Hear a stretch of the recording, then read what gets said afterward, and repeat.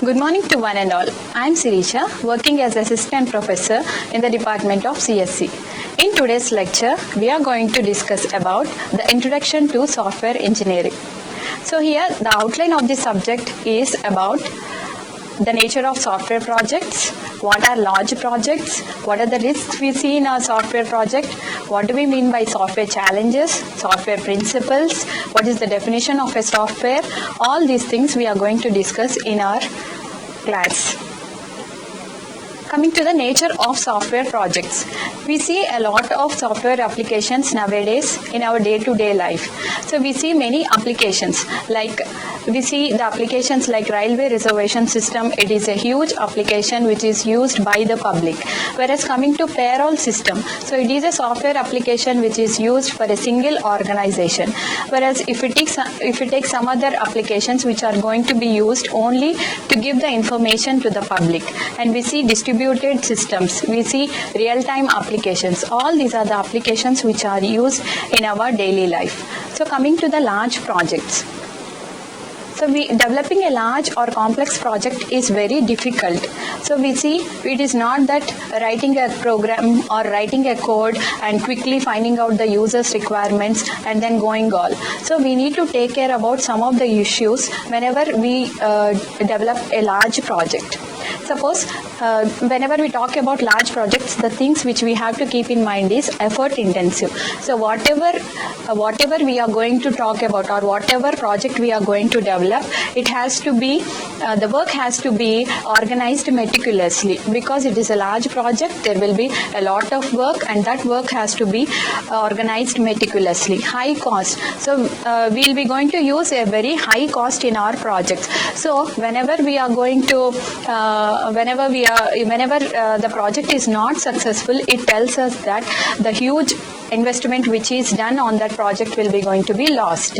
Long development time. Definitely all the projects which we are going to develop will be going to take a large development time. And then changing needs for the users. The users' needs can be or will be going to be changed or modified in between. So all these are some of the issues we see in our large projects. Whereas coming to maintainability of the project, quality of the project, and then performance of the project, all these are the things which we need to take care whenever we talk about large projects. So what are the successful software systems? How can be a successful software projects look like? What are the issues we need to we need to take in account whenever we talk about successful software systems? So whatever projects we are going to do, we cannot say that all the projects we are going to develop will be going to be successful. So we have both the successful projects and also the projects which are abandoned in between. So we consider the software application to be successful only when the development is completed.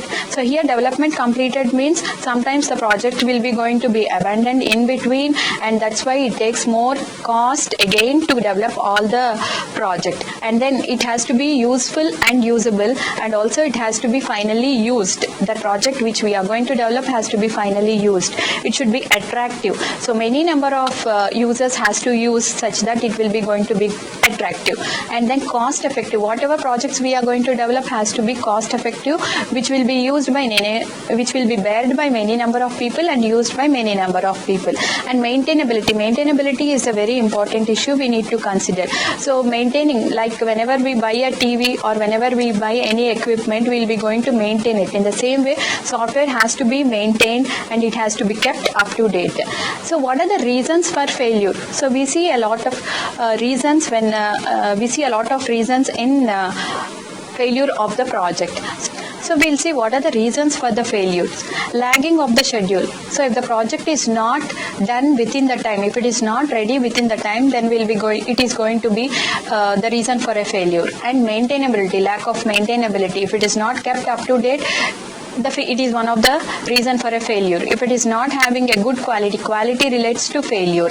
And then no user satisfaction. If the user does not get satisfied or the user's requirements does not get satisfied with the software, then it is one of the reason for failures. So we can also say that the main important failure is ad hoc structure or ad hoc approach, which will be going to be used for software projects. Here ad hoc means no planning. planning. If it is not planned or the development work is not done, then it is going to be called as a failure. It is one of the reason for a failure.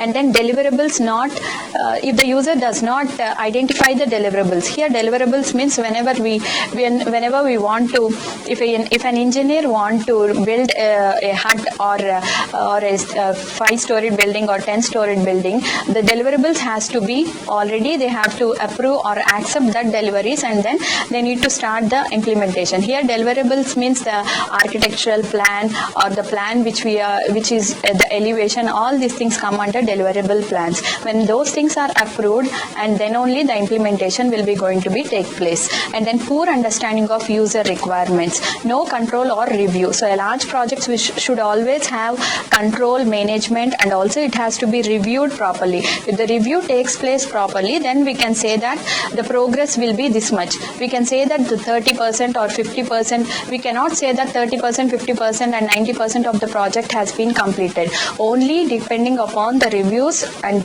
we'll be going to categorize, or we'll be going to talk about the progress of that software. Technical incompetence. If the software is not, if the technologies which we are going to use is not up to the mark, or whatever tools, the new tools which we are going to use are not up to the mark, then it's called as technical incompetence. So all these are the reasons for failures. So engineering in other disciplines, whenever we compare engineering with software engineering with other disciplines, we see a lot of successful projects like dams, aircrafts, power plants, missiles, etc. All these are successful. So all these are whenever we think that these are successful, we need to keep into mind the engineering approach which is going to be seen in those projects. So engineering here talks about a specific artifact which is going to be designed, developed, and meets the requirements along with the ensured quality and also cost effective. So all these things will be going to become under engineering. So the step-by-step approach which we are going to do is nothing but the engineering which we are going to do in our software. So always software which is going to be engineered will be repeatable. Here repeatable comes under whenever we start a project and develop it, it will be going to be installed in different systems and it will be used for different systems. So this is called as a repeatability. And large projects always need managing. So managing the project is also very important. So managing the people, managing the equipment, all these things come under management. Here scale makes a big difference. So a scale of a project means a big project, small project, and a very big project makes a very, very big difference. So quality is also the thing which we have to keep in mind. So in large projects, continuous supervision is also very important. So as we have already seen, that deliverables means the architecture plan, the plan structure diagrams, electrical cabling, masons, painters, all these things come under the deliverables. Once the deliverables are accepted, then the implementation of the project takes place.